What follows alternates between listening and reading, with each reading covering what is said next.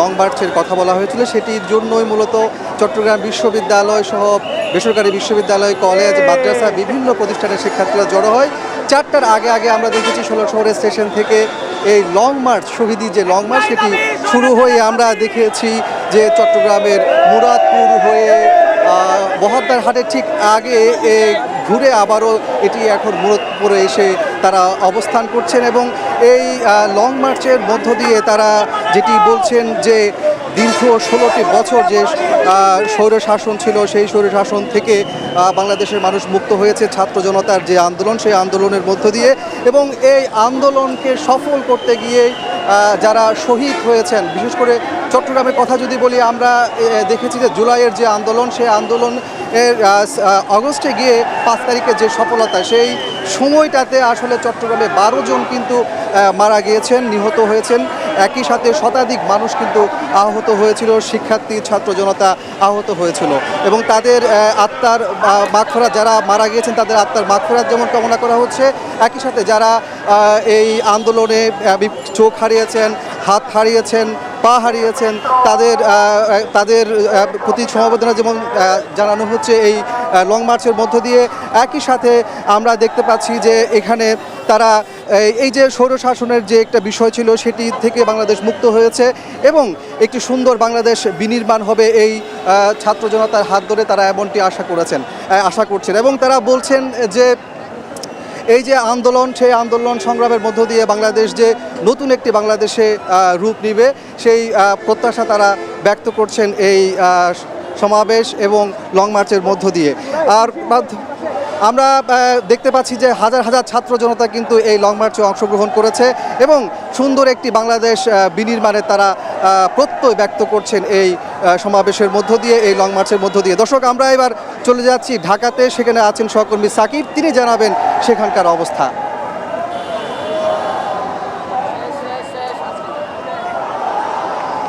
আমরা গত জুলাই মাসেই কিন্তু দেখেছি যে যেই রক্তক্ষয়ী সংগ্রাম, ছাত্র জনতার নেমে আসা কিংবা শিক্ষার্থীরা যে আন্দোলন শুরু করেছিল, সেই আন্দোলনের ফলেই কিন্তু গত 5 জুলাই আসলে বাংলাদেশের যে দ্বিতীয় স্বাধীনতা বলা হয় সেটা কিন্তু আমরা পেয়েছি এবং সেই 1 মাস কিন্তু পূর্ণ হয়েছে আজকে, অর্থাৎ এই 30 দিন পূর্ণের পরে আজকে কিন্তু শহীদি মিছিল হচ্ছে, সেই রাজু ভাস্কর্য থেকে শুরু হয়েছে এবং ছাত্ররা আসলে বারবারই জিজ্ঞেস করেছিল যে আপোষ না সংগ্রাম, দালালি না রাজপথ। সেখানে কিন্তু আমরা দেখেছি যে সংগ্রাম এবং রাজপথে কিন্তু শিক্ষার্থীরা বেছে নিয়েছিল, ফলে তাদের যেই সংগ্রাম এবং রাজপথের ফলে তাদের যে বিজয়, সেই বিজয়ের সুফল কিন্তু আসলে বাংলাদেশের 17 কোটি মানুষ কিন্তু তারা এই উপভোগ করছে এবং তার ফলে যে একটা আমরা দেখতে পেয়েছি যে বিশাল রক্তের একটি বন্যা বয়ে গিয়েছে। সেখানে প্রায় এখনো পর্যন্ত বলা হচ্ছে প্রায় 1000 খানেকের ওপরে কিন্তু এখনো পর্যন্ত শহীদ হয়েছে। সেই শহীদের রক্তের বিনিময়ে যেই অর্জিত যেই বাংলাদেশের নতুন স্বাধীনতা, সেখানে যাতে মানুষজন স্বাভাবিকভাবে চলাফেরা করতে পারে এবং যেই শহীদদের প্রতি যেই কৃতজ্ঞতা, সেই কৃতজ্ঞতা স্বরূপে কিন্তু তারা আজকে এই শহীদি মিছিল বের করেছে এবং আমরা দেখতে পেয়েছি যে আজকে 3টে নাগাদ রাজু ভাস্কর্য থেকে এই শহীদি মিছিলটি শুরু হয়েছে। ইতিমধ্যে আমরা দেখেছি যে সায়েন্স ল্যাব কিন্তু পার হয়ে গিয়েছে, সেখানে দেখা গেছে হাজার হাজার মানুষ,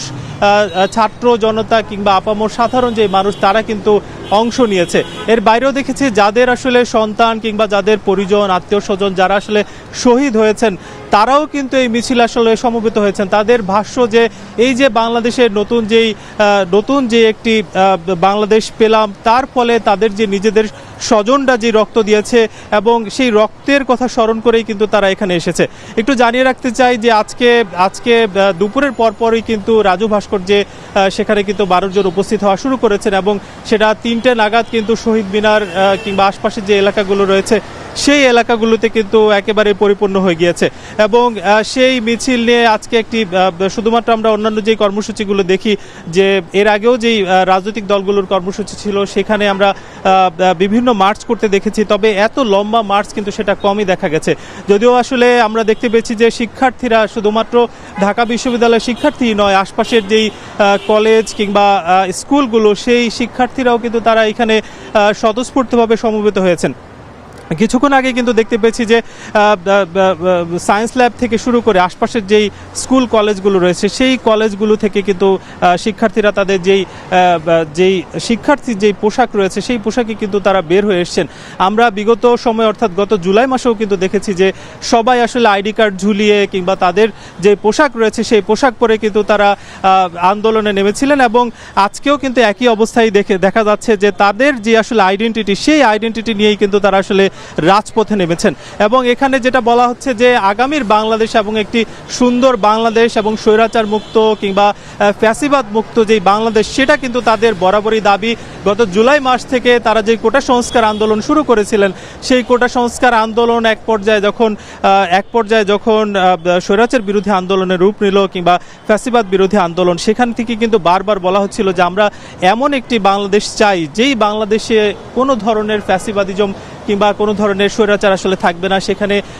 সাধারণ মানুষ কিংবা সবাই যাতে এক কাতারে চলাফেরা করতে পারে, কোনো ধরনের বাধা বিঘ্ন যাতে না থাকে। এবং বরাবরই আসলে সেই দাবির সঙ্গে রাজনৈতিক দলগুলো একত্রতা পোষণ করেছে, তাদেরও একই দাবি যে আসলে সংস্কারের যে বাংলাদেশ সেই বাংলাদেশ যাতে আগামী দিনের আসলে ফ্যাসিজমের দিকে না যায় এবং একটি উন্নত বাংলাদেশ যাতে আমরা পাই, তার জন্য কিন্তু সবাই আসলে কাজ করছেন। আমরা বিগত সময় দেখেছি যে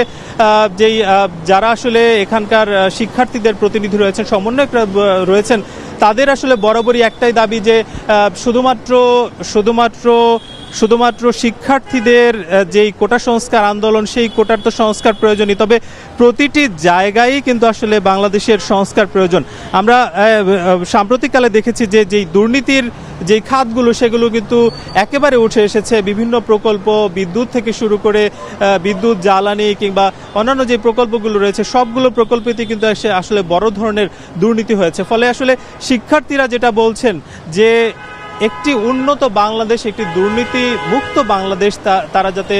আগামী দিনের যারা প্রজন্ম রয়েছে কিংবা তারা যে আগামী দিনের দেশ চালাবেন সেই দেশটা যাতে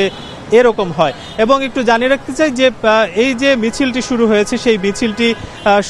ঢাকা বিশ্ববিদ্যালয় থেকে শুরু করে সায়েন্স ল্যাব হয়ে সেটা কিন্তু ধানমন্ডি হয়ে এবং মানিক মিয়া অ্যাভিনিউ হয়ে সেটা ফার্মগেট, বাংলা মোটর হয়ে আবারও কিন্তু রাজু ভাস্কর্যে এসে মিলিত হওয়ার কথা। এবং দেখতে পাচ্ছি যে এই সড়কগুলো কিন্তু ইতিমধ্যেই আসলে ফাঁকা করে দেয়া হয়েছে যাতে খুব সাধারণভাবেই অর্থাৎ খুব দ্রুতই যাতে এই জায়গা দিয়ে মিছিল নিয়ে খুব ভালোভাবে যাওয়া যায় তার জন্য আসলে চেষ্টা করছেন। এবং আমরা এখন চলে যাচ্ছি যে রাজশাহী, সেখানেও কিন্তু শিক্ষার্থীরা নেমেছেন, জনতা নেমেছেন, তারা কিন্তু মিছিল করছেন। সেখানকার কি অবস্থা, সেখানে আমাদের সহকর্মী রয়েছেন, সহকর্মী রাকিবুল হাসান, তিনি জানাবেন যে কি অবস্থা সবশেষে সেখানটার। সাকিব, আসলে বৈষম্য বিরোধী ছাত্র আন্দোলনের যে এক দফা দাবি এবং তারপরে যে স্বৈর শাসনের যে পতন, হাসিনা সরকারের পতন, সেটি মূলত আসলে আজকে যে শিক্ষার্থী সমন্বয়করা আছেন তারা কিন্তু সেটি আসলে উদযাপন করছেন। এবং এই যে মিছিল আজকে, সেই মিছিলটি কিন্তু নগরীর তালাইমারি মোড়ে এসেছে এবং বিভিন্ন জায়গা থেকে কিন্তু নগরীর সাহেববাজার 0 পয়েন্ট থেকে শুরু করে রেলগেট, সেই সমস্ত এবং বিশ্ববিদ্যালয় সব জায়গা থেকে কিন্তু এখানে শিক্ষার্থীরা একত্রিত হয়েছেন এবং বৈষম্য বিরোধী ছাত্র আন্দোলনের সঙ্গে যারা নেতৃত্ব দিয়েছেন, সমন্বয়ক ছিলেন এবং যারা বিভিন্নভাবে আন্দোলন সংগ্রামের সাথে ছিলেন তারা কিন্তু এখানে এসেছেন। তারা যেটি বলছেন যে এখনো আসলে যারা স্বৈরাচার রয়েছেন বা এই দেশের আসলে যারা ভালো চাননি তারা কিন্তু নানাভাবেই এই যে এখন যে সরকার রয়েছে তাকে নানাভাবে বাধাগ্রস্ত করার চেষ্টা করছে এবং তারা যারা শহীদ হয়েছেন তাদের যারা হত্যা করেছে তাদের বিচারের দাবি কিন্তু তারা এখান থেকে করছেন। তারা অনেকেই বলছেন যে এখনো অনেকেই আসলে বাইরে আছেন যারা বিচারের আওতায় আসেনি, যাদের নামে মামলা হয়েছে কিন্তু এখনো তারা নানাভাবে আসলে ঘুরে বেড়াচ্ছে, কিন্তু অনেকে শহীদ হয়েছে সেই পরিবারটির যে কষ্ট সেটির আসলে সাথে আসলে কেউ সমবেদনা জানাচ্ছেন না। এইভাবে কিন্তু নানান ধরনের দাবি কিন্তু তারা এখান থেকে করছেন এবং তারা বলছেন এই দেশকে তারা আসলে সুষ্ঠুভাবে বৈষম্যহীনভাবে গড়তে চায়। যেই প্রতিজ্ঞা নিয়ে তারা আসলে এই আন্দোলনটিতে এসেছিলেন সেই প্রতিজ্ঞা তারা বাস্তবায়ন করতে চান এবং সেটির কারণে বাংলাদেশে যেই সমস্ত জায়গাগুলো আসলে সংস্কার প্রয়োজন বর্তমান সরকার সেটি করবেন বলে শিক্ষার্থীরা জানাচ্ছেন এবং তারা বলছেন যে যারা আসলে এইটিকে নস্যাৎ করতে চাইবে সেটি প্রতিহত করার জন্য বরাবরের মতোই তারা যেমন মাঠে ছিলেন ঠিক একইভাবে তারা মাঠে থাকবেন এবং আন্দোলন সংগ্রাম করবেন এবং ন্যায্যের জন্য আন্দোলন সংগ্রাম করবেন এবং বৈষম্য মুক্ত বাংলাদেশ গড়ার জন্য কিন্তু আসলে আন্দোলন সংগ্রাম তারা চালিয়ে যাবেন। এবং এখান থেকে বলা হয়েছে যে কোনো ধরনের যদি তারা এই সরকারের মধ্যেও আসলে বৈষম্য বা কোনো ধরনের এইরকম বৈষম্য আচরণ দেখেন তাহলেও তারা আসলে কথা বলবেন। এবং যারা এখানে এতদিন থেকে আন্দোলন করেছেন, আন্দোলন সংগ্রামের সাথে ছিলেন, তাদেরকে সব সময় আসলে ন্যায্যের পক্ষে এবং এই বৈষম্যের বিরুদ্ধে আসলে থাকার জন্য এখানে যারা সমন্বয়করা আছেন তারা কিন্তু একে একে বলছেন।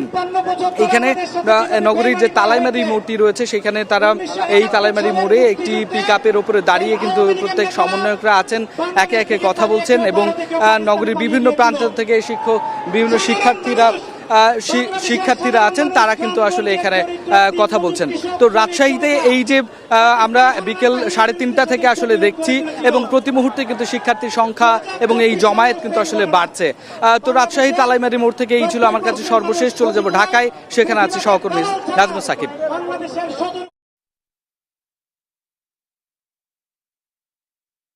দেখতে পেয়েছি যে এই যে রাজু ভাস্কর্য থেকে যে মিছিলটি শুরু হয়েছে সেই মিছিলটি ইতিমধ্যে কিন্তু ধানমন্ডি কিংবা সোবহানবাগ রাসেল